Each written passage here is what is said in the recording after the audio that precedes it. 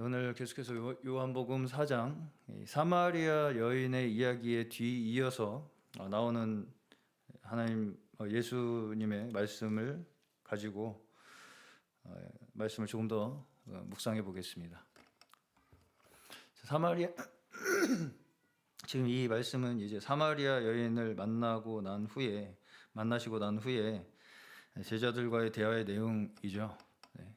오늘 사마리아 여인에 대해서 조금 더 생각을 해보고 말씀을 이어가겠습니다.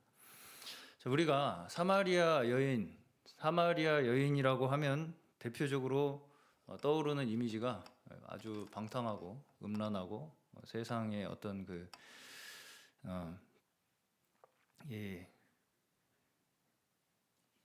모든 타락한 문화 속에서 헤매이는 그런 갈급한 목마른 영혼, 이런 이제 이미지를 떠올리죠. 사마리아 여인이라고 하면 세상에서 방황하는 그런 이제 목마른 영혼들을 대표하는 그런 인물이 이제 사마리아 여인입니다. 그래서 이제 사마리아 여인이 우리에게 어떤 메시지를 주느냐? 이렇게 사마리아 여인과 같이 세상 가운데에서 방황하고 목마른 영혼들을 향해서 하나님께서 은혜를 베푸셨다라고 하는 그런 의미로 우리는 이 이야기를 많이 묵상을 합니다. 자, 물론 결론적으로 우리에게 말씀하시는 주제는 그것이 맞습니다. 방황하는 또 목마른 우리 영혼들에게 하나님께서 생수를 주시기 위하여 참된 생명을 허락하시기 위하여 우리에게 은혜를 베푸셨다는 메시지가 사마리아 여인의 이야기를 통해서 우리에게 전달하시는 메시지는 사실입니다.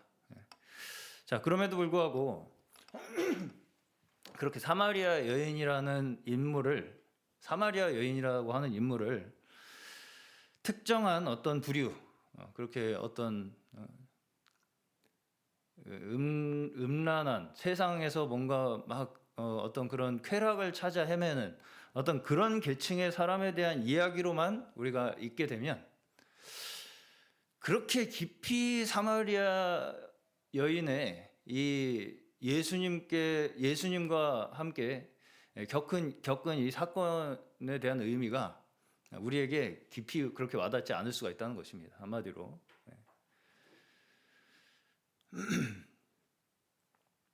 지금 이 이야기 속에서 보시면 예수님께서 그렇게 이제 방탕하게 세상의 어떤 쾌락을 쫓아서 살던 이 사마리아 여인의 인생을 가지고 내가 너의 그 방탕했던 인생을 용서해 주겠노라 라는 어떤 그런 용서로서 이 사마리아 여인에게 구원을 베푸시고 계시나요?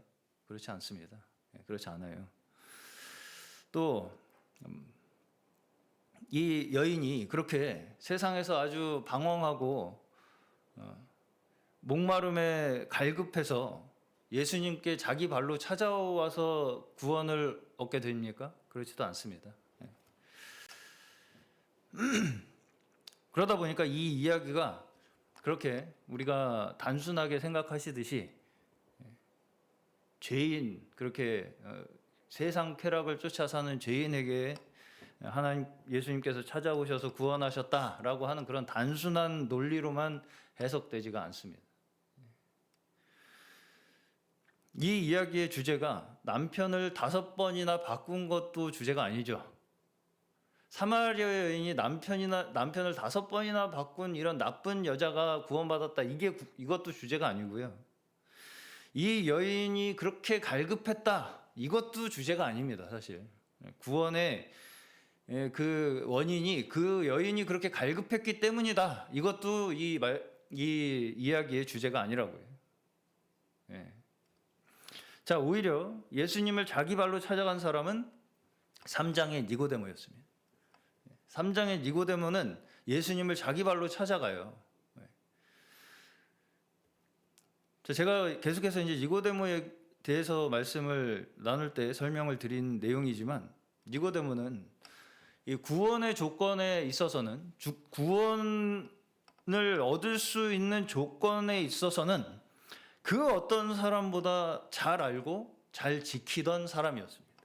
니고데모는 구원이라고 하면 그 누구보다 그 조건을 잘 알고 있던 사람이었고, 어떻게 하면 구원을 받을 수 있는가, 또 어떤 것을 잘 지키면 구원을 받을 수 있는가 하는 방법, 이러한 것들에 대해서 그 누구보다 잘 알고 있었던 사람이 니고데모였습니다.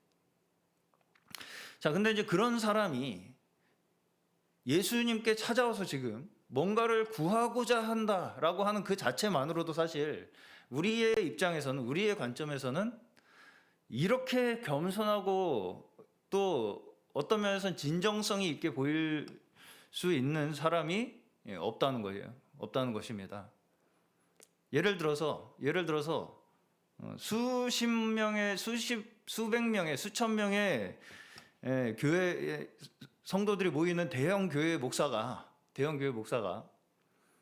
작은 시골 교회 할머니가 기도하시는 것을 보고, 작은 시골 교회에서 할머니가 혼자 기도하시는 것을 보고, 그 목사가 어떻게 할머니께서는 하나님께서 살아계시는 것을 그렇게 믿을 수가 있습니까?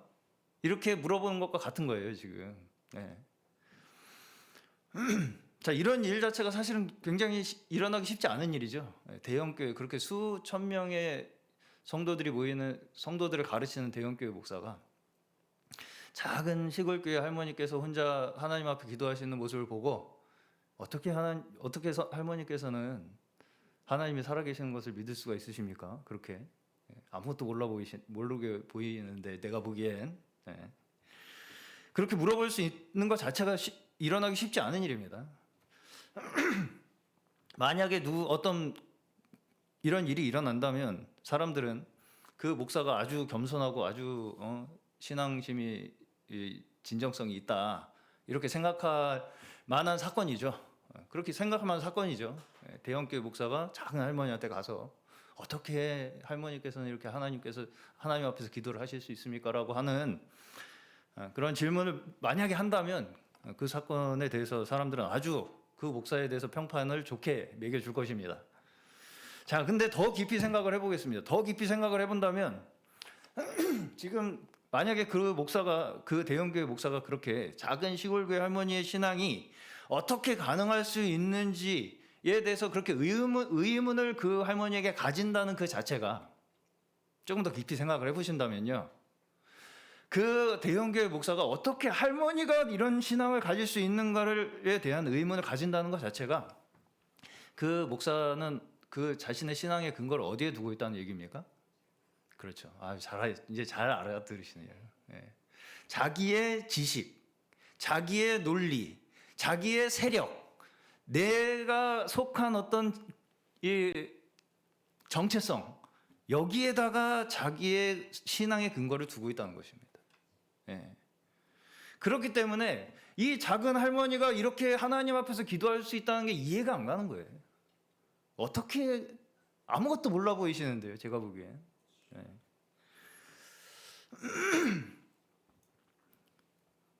내가 가진 지위, 혹은 교리적인 지식, 논리적인 어떤 그 구원에 대한 어떤 지혜, 또 내가 많은 사람들을 가르치고 있다고 하는 스스로 가지고 있는 자격, 이러한 것이 내가 하나님을 아는 근거가 된다고 생각하고 있는 것입니다.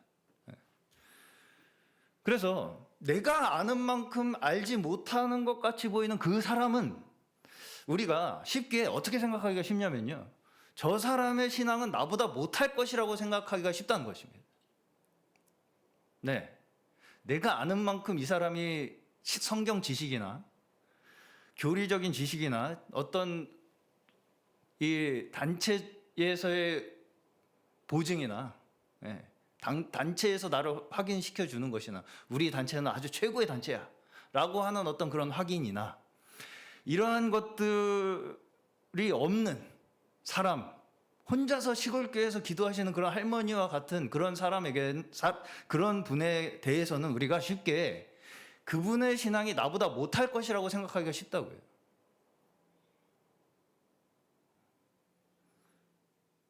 근데 그렇게 생각하는 것 자체가 지금 구원의 근거를 어디에다가 두고 있다는 거예요? 나 자신에게 두고 있다는 것이죠. 내가 알고 있는 지식에 의한 것이라고 생각하고 있다는 것입니다. 내 구원의 근거가. 네. 자, 다시 말해서 니고데모는 구원이 자신이 가지고 있는 지식의 양과 그리고 그 지식을 내가 얼마나 내 의지로 굳센 의지로 지켜내고 있는가에 의해서 내 구원이 이루어지는 것이라고 생각하고 있다는 것입니다. 니고데모는 내가 얼마나 많은 이 성경 지식을 가지고 있느냐와 그 지식을 가지고 얼마나 내 의지로 그걸 지켜내고 있느냐에 의해서 내가 구원이 얻어진다고 생각하고 있다는 것입니다. 니고데모는. 네.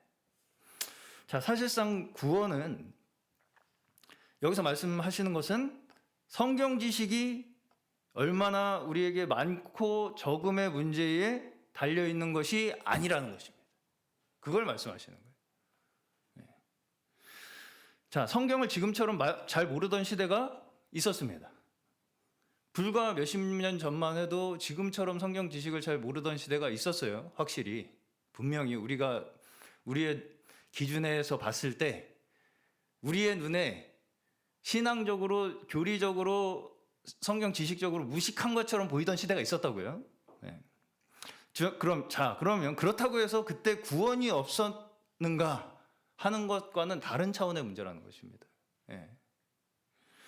자, 이걸 지금 시각으로는 우리가 구원이 없었다 이렇게 단정 지어 버리는 것은 지금 내가 가진 지식의 수준이 없이는 구원이 없을 것이라고 생각하는 거예요. 그렇죠? 예.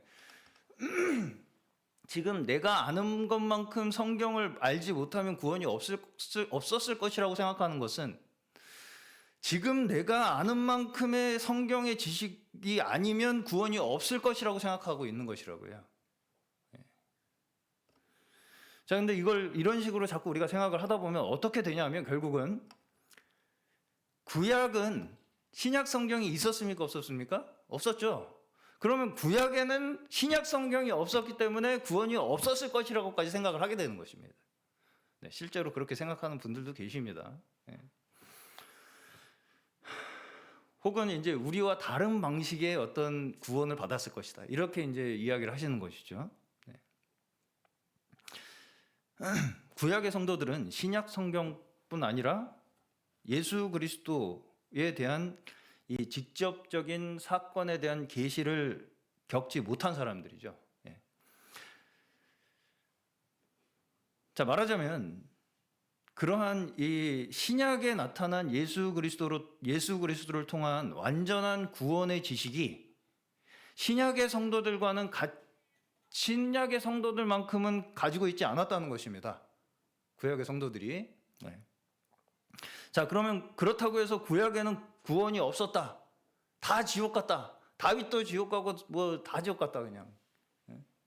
아브라함도 지옥 가고 다 지옥 갔다. 그렇게 말할 수 있는 것이 아니겠죠. 당연히. 예. 성경에서는 결코 그렇게 말씀하시지 않습니다.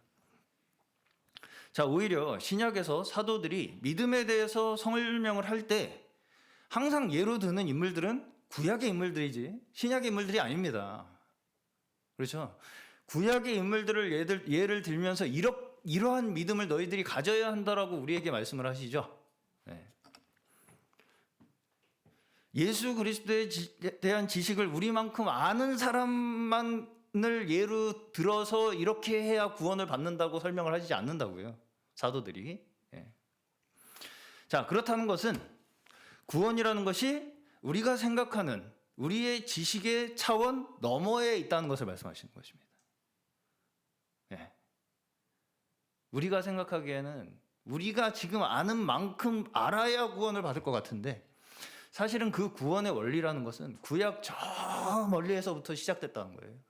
우리가 알지 못하는 세계에서부터 차원에서부터 하나님께서 시작하신 일이 구원이라는 것을 우리에게 말씀하시기 위해서 구약에서부터의 하나님의 구원의 사건이 계속해서 기록되어 온 것이고 그 완성이 예수 그리스도로 완성이 되었기 때문에 우리에게 그 메시지가 그 의미가 완전히 증거가 된 것이지 그 어떤 지식의 많고 적음 그것을 얼마나 내가 알고 있느냐 모르고 있느냐에 의해서 구원이 결정되는 것이 아니다라는 것입니다. 자, 오히려 우리의 구원에 대한 믿음을 방해하는 것은 무엇이냐면요. 자, 이런 식의 제가 지금 방금 말씀드린 이런 측면, 이런 관점으로 구원을 우리가 이해하려고 하면 믿음이라는 것이 뭔가 분명하게 확인이 안 되는 것처럼 느껴져요. 우리 입장에서는 구원에 대한 이 믿음이 분명하게 우리의 눈에 확인이 안 되는 것처럼 느껴진다는 것입니다. 이렇게 해야, 저렇게 하면 구원이 나한테 분명하게 확인이 된다라고 하는 어떤 그런 근거를 내 눈으로 확실하게 확인할 수 있는 어떤 그런 손에 잡히는 어떤 그러한 것이 없는 것처럼 느껴진다는 거예요. 그러다 보니까 여기서 굉장히 수많은 의문들이 생기게 됩니다. 우리한테. 그러면 내가 지금 구원을 받았다는 거예요? 안 받았다는 거예요? 그럼 구약의 성도들도 그렇게 해서 구원 받았으면 꼭 그렇게 해서 구원을 받아야 되는 거예요? 뭐 어떻게 하라는 얘기야? 그 방법이라는 것이 신약의 성도들이 어떻게 했기 때문에 구원을 받았다. 아니다.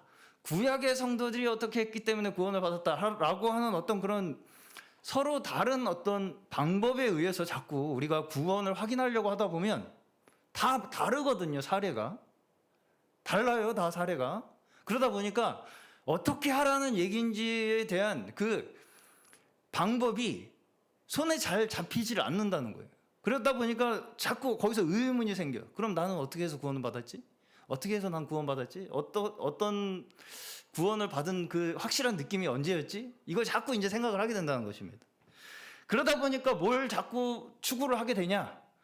이래서 나는 구원받은 거고, 저래서 나는 구원받은 거고, 이렇게 하면 구원받을 수 있고, 저렇게 하면 구원받을 수 있다라고 하는 온갖 구원을 받을 수 있는 지식과 방법으로 설명을 해서 우리의 관점에서 확실하게 이 구원이라는 것을 확인하기 위해서 설명하는 그 모든 것들이 오히려 믿음을 방해하고 구원을 가로막게 되는 걸림돌이 되고 있다는 것입니다.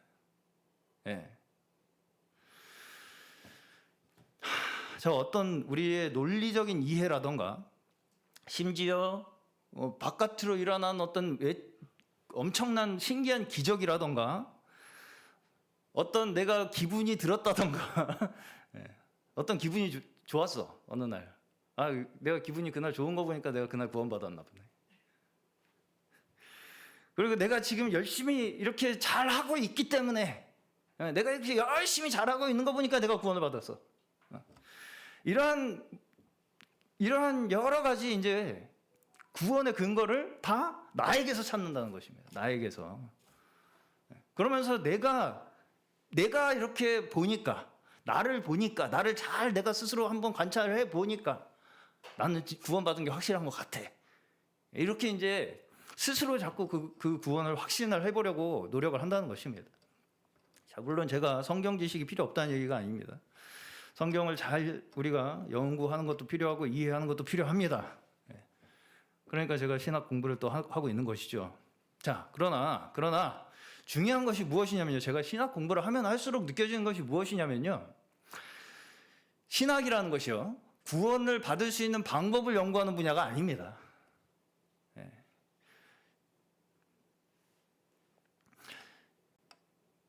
우리가 성경 지식을 알아야 하는 것과 또 성경을 잘 이해하는 것이 우리에게 왜 필요하냐면요.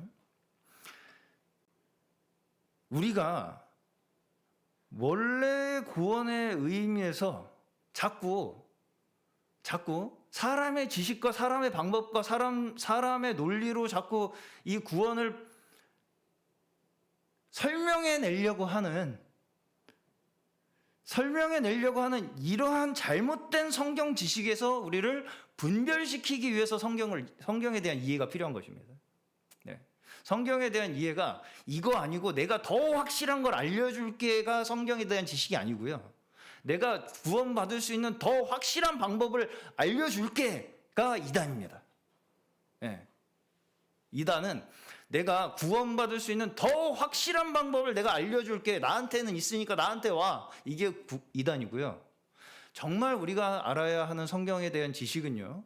우리가 정말 알아야 하는 성경의 지식은 내가 이렇게 해서 구원받을 수 있었다고 생각했던 것들, 저렇게 해서 구원받을 수 있다고 생각했던 것들, 내 논리와 내 지식과 내 방법들이 다 쓰잘데기 없는 것이었구나를 계속해서 증명해내는 것이 성경에 대한 지식입니다.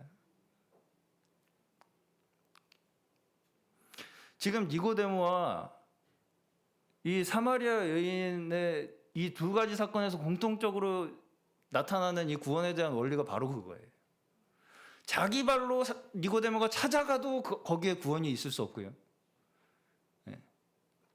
아무리 사마리아 여인처럼 갈급하고 목마르고 내가 아주 불쌍한 사람이고 그런 것이 그 사람을 구원하는 것이 아닙니다. 내가 갈급합니다. 이게 구원하는 게 아니라는 것입니다.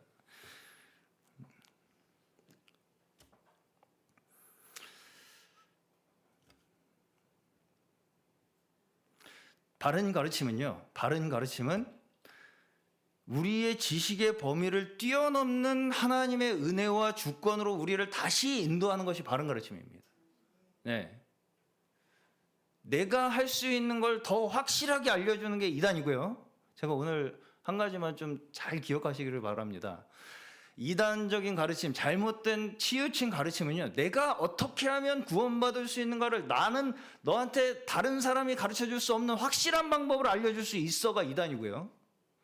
건강한 바른 가르침은요, 우리의 지식의 범위를 뛰어넘는, 우리가 할 수 있는 그 모든 한계를 뛰어넘으시는 하나님께서 은혜와 그 전적인 주권으로 우리를 구원하셨다고 하는 것을 증거하는 것으로 나아가는 것이 바른 가르침이라고.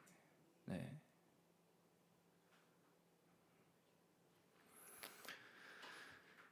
사실상 우리가 구원받을 수 있는 근거, 또 우리가 구원받을 수 있는 방법들은 우리의 눈에 보이는 차원에 있는 것들이 아닙니다.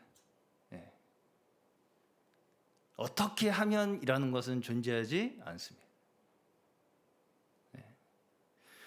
성경은 오직 우리의 구원이 어디에서 나왔다고 말씀을 하시냐면요, 하나님께서 우리를 그토록 사랑하셨기 때문이라고 말씀하세요.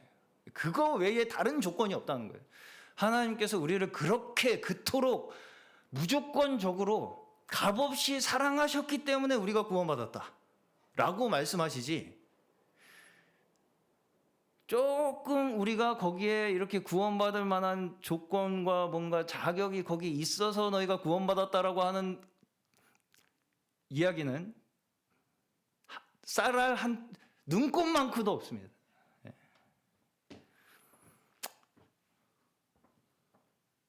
우리가 사랑받을 만한 구석이 있어서, 내가 구원받을 만, 남보다 구원받을 만 해서, 내가 남보다 뭔을 좀 더 잘 알아서, 성경 지식을 좀 더 내가 좀 더 잘 이해를 해서, 그래서 우리가 구원받은 것이 아니라 오직 우리를 창조하신 하나님 아버지께서, 왜 우리가 하나님을 아버지라고 부르냐면요, 하나님께서 우리를 창조하셨으니까요. 그걸 믿는 자들이 하나님의 자녀들이죠. 내가 하나님께서 하나님의 사랑으로 나를 빚으셨구나. 내가 이 자리에 있는 것이 하나님께서 나를 창조하셨기 때문이구나, 사랑으로. 그걸 믿기 때문에 우리가 하나님의 자녀가 되는 것입니다. 그렇죠? 근데 이제 이 자녀들이 지금 죽게 생겼잖아요. 그 죽게 생긴 자녀들을 포기하실 수 없는 하나님께서, 포기하실 수가 없는 거예요. 왜? 자녀니까요. 그 사랑으로 창조하신 자녀들이기 때문에 하나님께서 포기하실 수가 없어서 끝까지 자기 독생자 예수 그리스도를 보내셔서 대신 죽음을 겪게 하심으로써까지 그 사랑을 우리에게 나타내심으로써 우리를 구원하신다는 것 그 한 가지밖에 구원의 근거가 없어요. 그렇죠? 성경에서 말씀하시는 구원의 근거는 딱 그 한 가지입니다. 하나님께서 우리를 사랑하셔서 그 외아들 예수 그리스도를 우리에게 보내주시기까지, 우리가 죄인 되었을 때에 먼저 모든 그 구원의 역사를 이루어 놓으셨다. 네. 그것이 유일한 구원의 근거입니다. 자, 그렇기 때문에 사실은 이것은 우리가 뭘 더 알고 모르고의 문제가 아니라는 것입니다. 그래서 이걸 니고데모에게 예수님께서 뭐라고 설명하시냐면 태어나는 거라고 얘기하시는 거예요. 태어나는 게 내가 알아서 태어납니까? 나 이제 태어나겠구나 하고 알고 태어납니까, 우리가? 내가 생각해보니까 그때 기분이 이랬었던 거 보니까 그때 내가 태어났나 봐.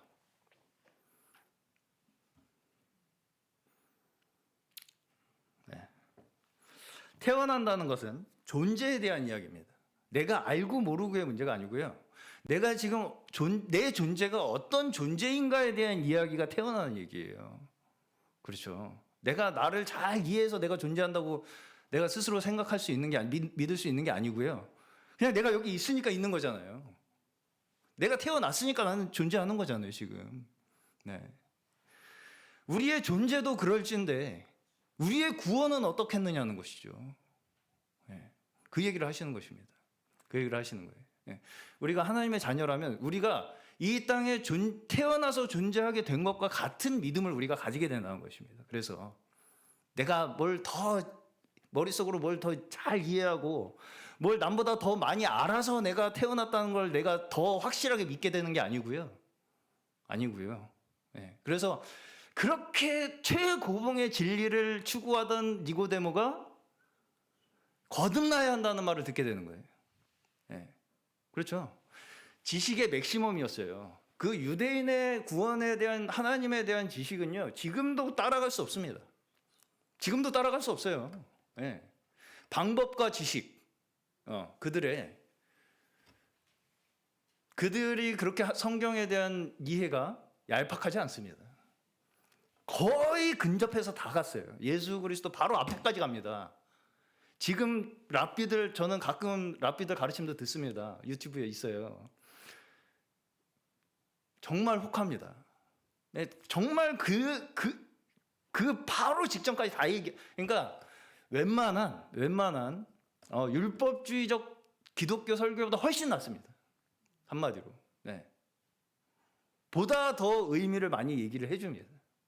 그 속에 있는 깊이 있는 의미를 그 랍비들이 훨씬 더 깊이 있게 얘기를 해줘요. 네. 오히려. 그냥 유대교라고 하면 이거 하면 돼, 이거 하면 안 돼, 이런 것만 생각을 하실 텐데 그러지 않습니다. 절대로 그러지 않습니다. 왜 우리가 그렇게 해야 되는지 의미를 그 누구보다 깊이 해석합니다. 네. 근데 거기에 그 끝에 뭐가 있냐? 다 뭐가 있겠어요? 결국은 내가 하는 게 있는 거죠. 네. 예수 그리스도의 공로로 하나님께서 우리를 사랑하셔서가 아니라 종으로 하는 거예요. 종으로 다. 네.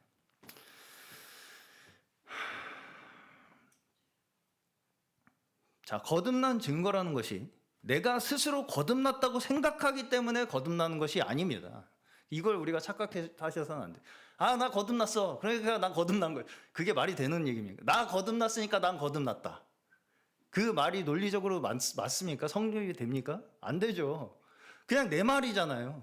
내가 거듭났다는 거를 내 스스로 그냥 혼자 생각을 하는 거잖아요. 그거는 그게 내가 거듭났다는 증거가 돼요. 객관적인. 자, 우리가 태어날 때 우리의 의지로 태어나지 않는 것과 같이, 우리가 잘나서 태어나기로 하지 않은 것과 같이, 내가 잘나서 내가 태어나기로 했어. 남보다 잘나서. 그래서 나보다 못하는 애들은 안 태어났고 나는 태어났어. 그렇게 해서 태어나지 않죠, 우리가. 내가 지금 여기 존재하는 데 있어서 내가 나 스스로 결정하거나 내 존재에 대한 근거를 만들 수 있는 여지는 0.0000001%도 없다는 것입니다. 인정하시죠, 그거는? 네. 자, 다시 말해서 우리의 존재 자체가 내 논리적 지식이나 내가 내 존재에 대한 더 깊은 지식, 이해나 자격이나 조건이나 어떤 감정적인 경험 같은 것으로 내 존재가 지금 여기 있다는 것을 설명할 수 있는 것이 아니라 전적으로 어디에서부터 시작했느냐? 하나님의 신비의 영역에서 시작했다는 거예요. 내 존재 자체가 신비입니다. 그걸 믿으셔야 되는 거예요. 내 존재 자체가 신비다. 내가 여기 있는 것 자체가 내가 납득할 수 있는 일이 아니죠. 내가 여기 존재하는 것 자체가 내가 논리적으로 설명할 수 있는 일이 아니죠. 내가 여기 존재할 이유가 있습니까? 그걸 논리적으로 납득시킬 만한 객관적인 이유를 대실 수 있겠습니까? 내가 여기 있어야만 하는 이유를?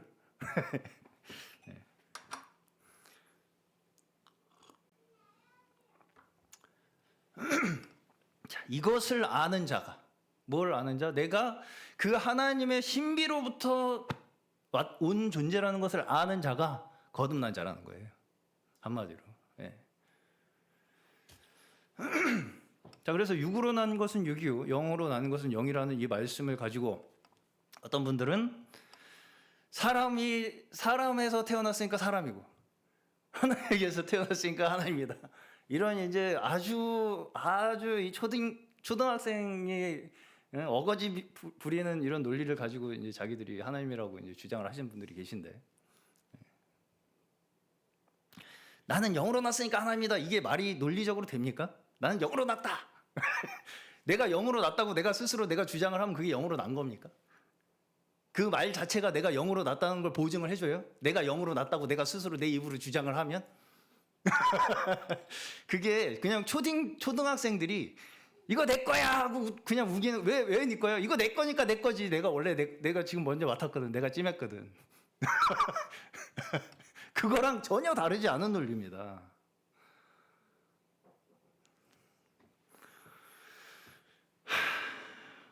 그러면서 이제 영으로 난 증거를 여러 가지 성경 지식과 여러 가지 논리들을 가져다 대면서 사람에게서 태어나면 사람이니까 하나님에게서 태어나면 하나님이다. 그걸 알면 하나님에서 태어난 거라고 자기가 스스로 그 보증이 되는 거예요. 그게 그렇게 말을 하면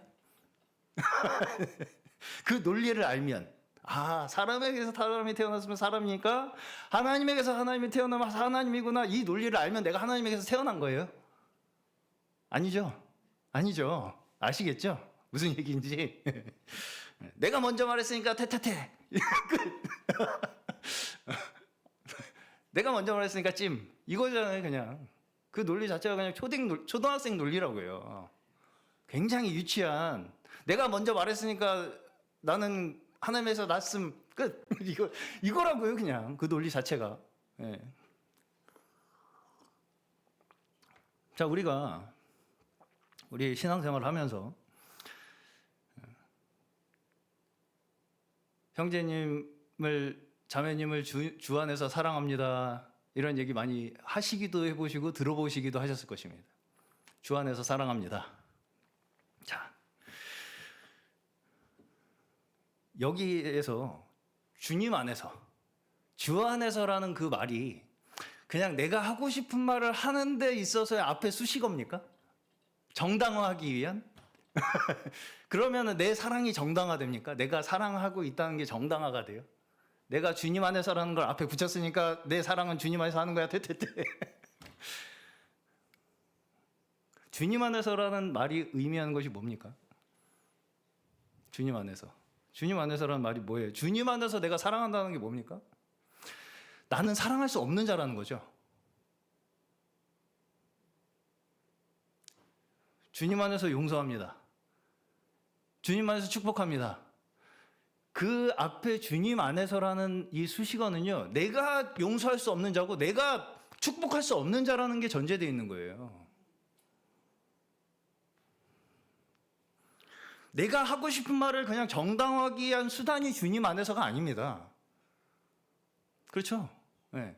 주님 안에서 앞에 붙이면 그냥 내 모든 말이 다 정당화가 됩니까? 그렇지 않죠. 네. 자, 예수 그리스도 안에서, 주님 안에서라고 하는 이 말의 의미는 내가 아니요 그리스도라는 것입니다. 예. 그리스도는 그럼 누구세요? 그리스도는 어떤 분이십니까? 십자가에서 자신의 희생을 담보로 우리의 저주받은 인생을 구원으로 인도하신 분이 예수 그리스도이십니다. 예수 그리스도 그 분 자체가 자신을 위한 삶을 사신 분이 아니고요. 우리를 구원하시기 위하여 그 목숨을 내던지신 분이 예수 그리스도시라고요. 그 하나님의 사랑을 완전히 우리 앞에서 나타내신 분이 예수 그리스도시죠. 그 모든 의미가 주님 안에서라는 이 한마디 속에 함축되어 들어가는 것입니다. 그래서 내가 주님 안에서 사랑한다는 건 나는 할 수 없는 사랑을 주님께서 나에게 하게 하셨습니다예요. 그렇죠. 거기에 나는 주님 안에서 사랑한 사람이야. 이게 말이 되겠습니까? 주님 안에서 사랑한 거야 너. 너 어디서 지금 나한테 지금 대들어. 난 주님 안에서 사랑했는데 너. 말이 안 되죠. 말 안 되죠. 네. 자, 우리가 주님 안에서라고 하는 말은 철저하게 그 뒤에 붙는 그 서술어가 내 자격이나 내 공로에 의한 것이 아니라 내 능력에 의한 것이 아니라 그리스도의 십자가가 지금의 모든 결과를 가능하게 했다라고 하는 그 공로를 모두 주님 앞에 돌리겠다고 하는 신앙 고백입니다. 주님 안에서 사랑합니다라는 그 말은 그렇게 그냥 단순하게 할 수 있는 말이 아니에요, 사실. 그렇죠. 네. 내가 할 수 없는 것을 주님께서 나에게 하셨습니다라는 신앙 고백의 차원에서 우리가 서로에게 하는 말이라고요. 축복도 마찬가지죠. 내가 축복할 수 있는 사람입니까? 내가 누구를 축복할 수 있는 사람이에요?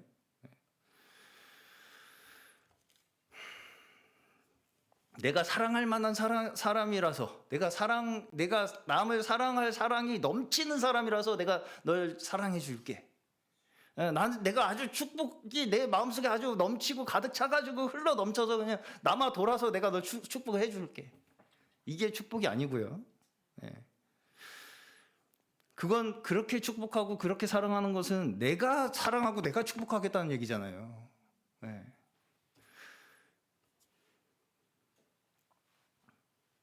그 사랑과 모든 축복의 진정한 의미, 그 근원의 주님께서 나에게 그 모든 것을 가능하게 하셨다라는 것입니다. 자, 요한복음 3장에서 말씀하시는 거듭남 또한 마찬가지입니다. 내가 전에 좀 눈물이 좀 난 거를 보니까 내가 거듭났나 보다. 성경을 내가 다른 사람보다 좀 더 아는 거 보니까 갑자기 내가 요새 좀 일이 잘 된다 싶은 거 보니까 그런 거 보니까 내가 거듭났나 보다. 주변의 사람들이 나를 갑자기 막 좋아하기 시작하고 그런 거 보니까 내가 거듭났나 보다. 이런 자꾸 내 눈에 보이는 증거들로 자신의 정당성, 나의 정당성을 자꾸 확인하려고 한다는 것입니다. 우리가. 자, 그러나 사실상 우리가 거듭나는 것은 어디서 와서 어디로 가는지 알지 못한다는 것입니다. 우리가 거듭나는 것은 어디서부터 와서 내가 어디로 가는지 알지 못하는 것처럼 거듭난다는 거예요. 네. 자, 우리가 신비주의라고 하면요, 뭔가 막 기적적인 현상을 쫓아다니고 방언하고 병 고치고 하는 것만 신비주의라고 우리가 생각하기가 쉽겠지만 자, 제가 방금 말씀드린 것과 같이 내가 뭔가를 막 깨달았어. 그래서 주변 일이 갑자기 막 잘 풀려, 술술 풀려 전에 막 내가 겪지 못했던 일들이 막 생기고 뭔가 새로운 막 나한테 뭔가 이런 생각이 떠올라. 그래서 다른 사람보다 내가 성경을 잘 아는 것 같아. 그런 거 보니까 내가 구원을 받았나 봐. 그런 거 보니까 내가 거듭났나 봐. 이걸로 자꾸 구원을 확인하려고 하는 그 자체가 다 신비주의입니다. 다 똑같은 거예요. 한마디로. 병 고치는 거, 방언하는 거 이런 걸로 내가 구원을 받았다는 것을 확인하는 것이나 심지어 성경 지식을 내가 얼마나 많이 깨달았기 때문에로 내가 내 구원을 확인하는 것이나 내 기분이 어때서 내가 구원을 받았다고 생각하는 것이나 다 신비주의라고요. 똑같은 거라고요. 내 눈에 확인하겠다는 거잖아요. 지금. 네. 그리고 사실은 이것은 진짜 신비가 아니죠. 이건 진짜 신비가 아닙니다. 왜? 내 눈에 다 보이는데 뻔히. 내가 그렇게 깨달은 게 보이잖아요. 내가 확인이 되잖아요. 네. 막 갑자기 주변 일이 슬슬 풀리는 게 보여야지 내가 믿겠다는 거잖아요. 지금. 네. 자, 신비라는 것은 이해할 수 없는 것을 말하는 거죠. 내가 이해할 수 없는 걸 신비라고 얘기하잖아요. 이해를 하겠다면서 그게 어떻게 신비가 됩니까? 가장 우리가 이해할 수 없는 신비가 뭐라고요? 가장 우리가 이해할 수 없는 신비가 뭐예요? 내가 지금 여기 존재하고 있는 게 가장 이해할 수 없는 신비라고요. 네. 네. 내가 지금 여기에 왜 존재하고 있는지, 네. 왜 이 죄인을 구원하여 주셨는지 난 알 수 없도다. 이게 신비라는 것입니다. 이게 신비예요. 이걸 우리가 알 수 없다는 거예요. 알 수가 없어. 내가 왜 구원하여 주셨지 나를? 그걸 몰라요, 우리가. 그걸 막 논리적으로 어떻게 풀어서, 그래서 내가 구원받았구나. 내가 이렇게 잘나가지고. 알고 보니까 내가 되게 잘났네. 내가 이쁘고 자격이 있었네. 뒤져보니까 막 있었어. 이 성경 전체가요, 우리가 자격이 없다는 걸 얘기해요. 네. 근데 이제 그런 사람 눈에는 그렇게 보여요, 성경이. 여기 이거 보니까 내가 이 사람이랑 비슷해서 내가 구원받았네. 그렇게 된다고요, 우리가. 성경이. 자, 이것들을 우리가 신비의 영역으로 남겨두는 것이 뭐를 내가 왜 여기 존재하고 내가 왜 구원받았는가 하는 이 영역을 신비로 남겨두는 것이 하나님의 주권과 은혜를 인정하는 신앙입니다. 네. 하나님의 주권과 은혜는 우리가 이해할 수 없어요. 네. 그 신비를 내가 논리적으로 풀어보려고 하기 때문에 자꾸 이단이 되는 거예요. 그 자체가 신비라고요. 우리가 존재하는 그 자체가 신비라고요. 네. 내가 구원받은 그 자체가 신비고요. 네. 자, 이것이 영으로 거듭난 자의 증거예요. 내가 이래서 거듭났고 저래서 구원받았고 이것이 우리가 거듭난 증거가 아니고요. 내 존재 자체로부터 나오는 신비, 내 존재 자체로부터 나는 신비한 존재예요. 그걸 내가 내 존재로부터 느끼는 사람이, 그 안에 있는 사람이죠. 예. 나는 벌레에서부터 아메바에서부터 진화돼서 여기에 있는 사람이 아니고, 그게 이제 말하자면 우리가 내 눈으로 내 존재가 어디서부터 나왔는지를 자꾸 설명하려다 보니까 그따구로 이제 논리가 흘러가는 거죠, 자꾸. 예. 근데 그 모든 존재의 근원이 하나님께 있다는 것을 인정하는 자들이 영으로 거듭난 자의 증거라는 거예요. 예. 그러면 내가 하나님의 사랑으로부터 내가 지음받은 자이고 구원받은 자라고 하면 거기에서부터 우리에게 뭐가 주어지겠습니까? 구원에 대한 감사와 기쁨이 주어지겠죠. 내 존재 자체, 정말 이 세상에 너무나 많은 사람들이 내가 지금 여기에 왜 있는가에 대한 그 허무함과 목마름과 외로움과 방황 속에서 시들시들 다 죽어갑니다. 그게 가장 인생의 큰 문제죠. 네. 내가 왜 있는지를 몰라. 네. 말하자면 버려진 아이 같은 거죠. 부정당한 아이. 태어날 때부터 얘는 죽었어야 되는데 괜히 살았어. 그래가지고 사는 애. 그러면 그 사람은 평생을 자기 존재에서 저주하고 살아갑니다. 네. 그런 사람들과 같이 우리가 살던 사람들이라고요, 다. 네. 왜 내가 있어야 되는지 몰라. 그냥 아메바에서 대충 어떻게 되다 보니까 왔는데 사실은 별 의미가 없어, 존재에. 죽으나 사나 별 차이가 없어. 뭐하러 삽니까, 그러면? 그렇기 때문에 이 세상에 그렇게 우울증이 많고 근본적으로 기쁨이 없는 것입니다. 그래서 이 하나님께서 우리를 창조하셨다고 하는 우리의 존재에 대한 신비, 거기에서부터 나오는 진정한 감사, 그 기쁨, 그것이 우리가 영으로 난 자의 증거라는 거예요. 네. 그것이 정말 우리가 아무리 내가 내 인생에 안 좋은 일이 생기고, 그렇죠? 고난이 다가와도 하나님께서 나를 그래도 지으시고 지키시고 아시고 돌보시는구나. 그 근본적인 나에 대한 정체성이 있는 사람은요, 절대로 좌절할 수가 없습니다. 절대로 나락으로 떨어지지 않습니다. 그것이 이제 우리가 하나님의 자녀라는 증거라는 것입니다. 그 믿음이. 자, 니고데모는 이 하나님의 신비를 나름대로 자기의 인간의 논리로 철저하게 분석하고 파헤쳐서 그 자신의 지혜와 자신의 방법을 통해 구원을 추구하던 사람의 대표가 니고데모입니다. 니고데모. 자, 반대로 사마리아 여인은 보시면 관계에 목말라 있는 사람이죠. 남편을 5번이나 바꾸고. 자, 이것이 이제 사실상 모든 사람이, 사마리아 여인의 문제만이 아니라 모든 사람이 이 같은 문제에 처해 있다. 이것을 우리에게 말씀하시는 거예요. 사마리아 여인을 통해서. 자, 유대인은 진리의 최고봉을 자신들이 소유했다고 자부하던 자들이었습니다. 유대인들은 진리의 최고봉, 우리가 진리의 최고봉이다, 우리 이상 없다. 실제로 그렇고요. 유대인은 실제로 그렇습니다. 그렇게 주장하는 분들은 실제로 그렇지 않아요. 그렇게 주장하는 분들은 실제로 그렇지 않지만 유대인들은 실제로 그렇습니다. 그들은 정말로 진리의 최고봉이에요. 진리라고기보다는 성경 지식의 최고봉이죠. 성경 지식의 최고봉. 그들을 따라갈 수 있는 사람들이 없습니다.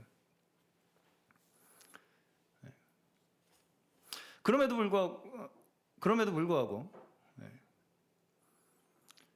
유대교조차 결국 뭐가 문제라는 것을 말씀하시는 거예요. 그렇게 철저하게 하나님에 대한 구원에 대한 지식과 철저하게 하나님 스스로 구원을 얻을 수 있는 방법을 그렇게 극단적으로 추구했음에도 불구하고 결국은 그들의 문제는 무엇이었냐면 하나님과의 관계에 있었다는 거예요. 그렇죠?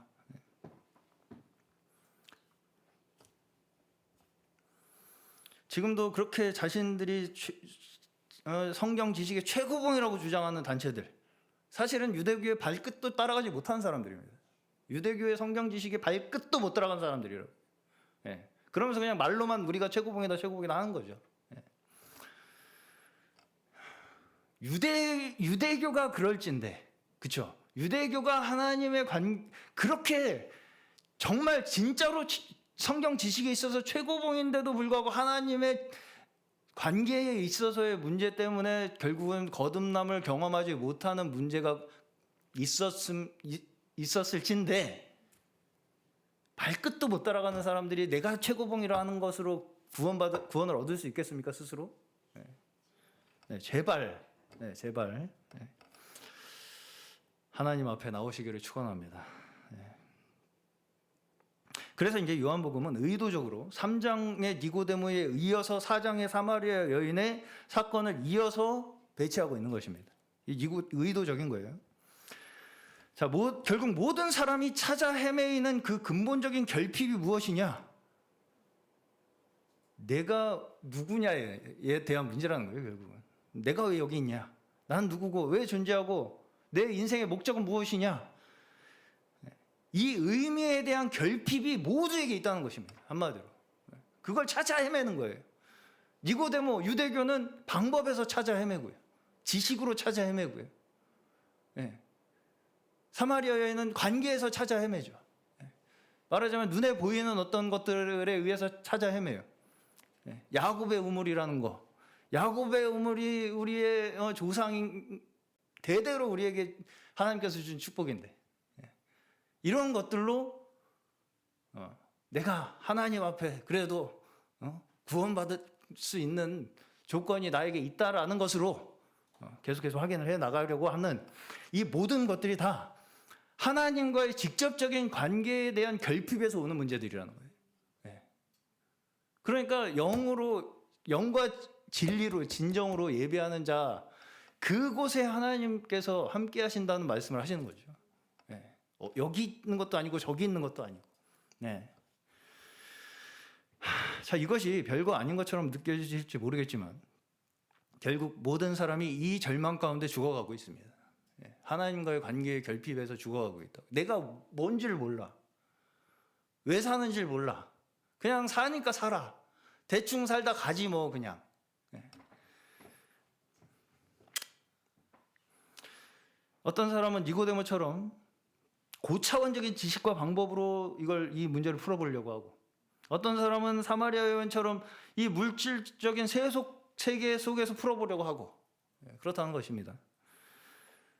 야곱이라는 조상의 이 후손이라고 하는 정체성, 그 야곱이 파놓은 우물에서 계속해서 내가 하나님과 그래도 관계가 있다고 하는 것을 그 우물에서 자꾸 확인을 하고 싶어 하는 거죠. 야곱의 우물에서. 그 자체가 다 그들에게 결핍이 있기 때문이다라는 것입니다. 자, 다시 말해서 니고데모나 사마리아 여인이나 그들의 모든 문제의 근원은 하나님의 관계에 결핍이 있다는 것이죠. 그리고 사마리아 여인의 사건을 통해서 이 두 가지 문제의 결론은 결국은 어디에서만 우리에게 이 해답이 주어진다? 예수 그리스도를 하나님께서 우리에게 보내심으로써만이 해결될 수 있다. 이것을 말씀하시는 거예요.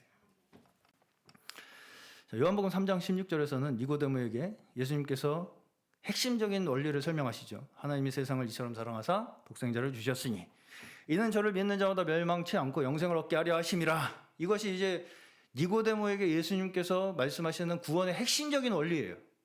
그러면 4장에서